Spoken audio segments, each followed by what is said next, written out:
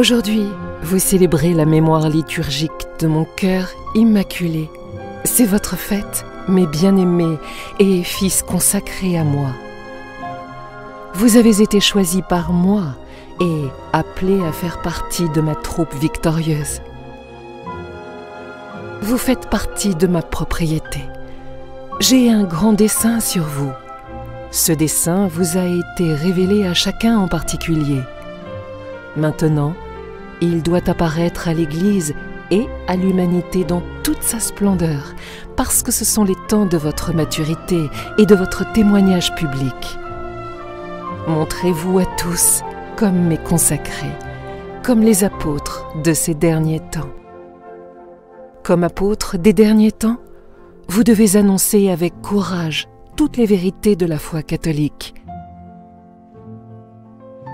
Proclamez avec force l'Évangile.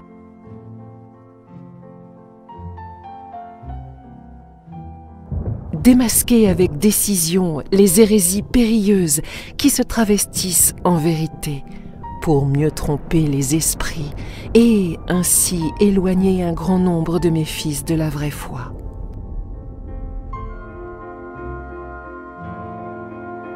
Comme apôtres des derniers temps, vous devez vous opposer avec la puissance des petits à la force orgueilleuse des grands et des savants qui, séduits par une fausse science et la vaine gloire, ont déchiré l'évangile de Jésus en proposant une interprétation rationnelle, humaine et toute fausse. Ils sont venus les temps prédits par saint Paul, où beaucoup annoncent des doctrines fausses et étrangères, et ainsi on court derrière ces fables et on s'éloigne de la vérité de l'Évangile. Comme apôtres des derniers temps, vous devez suivre Jésus sur la route du mépris du monde et de vous-même, de l'humilité, de la prière, de la pauvreté, du silence de la mortification, de la charité, d'une plus profonde union à Dieu. Vous êtes méconnus et méprisés par le monde et par ceux qui vous entourent. Souvent, vous êtes contrés, marginalisés et persécutés, parce que cette souffrance est nécessaire à la fécondité de votre mission même.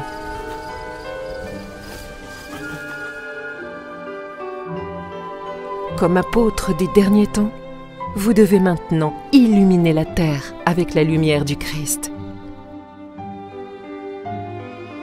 Montrez-vous à tous comme mes fils, parce que je suis toujours avec vous.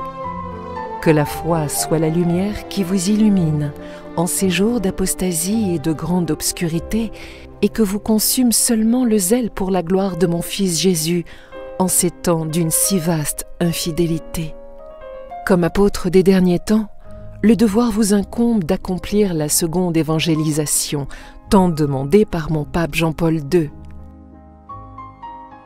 Évangéliser l'Église qui s'est éloignée de l'Esprit du Christ et qui s'est laissée séduire par l'Esprit du monde, qui a profondément pénétré en elle et l'a toute pervertie. Évangéliser l'humanité qui est redevenue païenne après presque 2000 ans depuis la première annonce de l'Évangile. Évangéliser tous les hommes qui sont devenus victimes des erreurs, du mal, du péché et se laissent envelopper par le vent impétueux de toutes les fausses idéologies.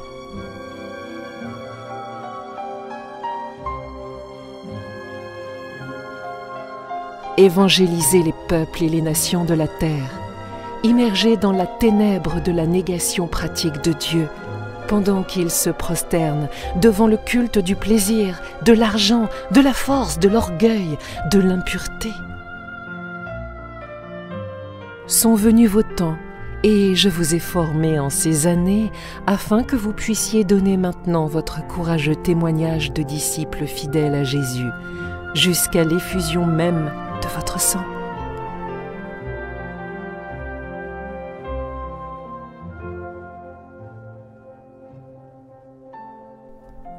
Quand de toutes les parties de la terre, vous tous, mes petits-enfants, vous donnerez ce témoignage des apôtres des derniers temps, alors mon cœur immaculé aura son plus grand triomphe.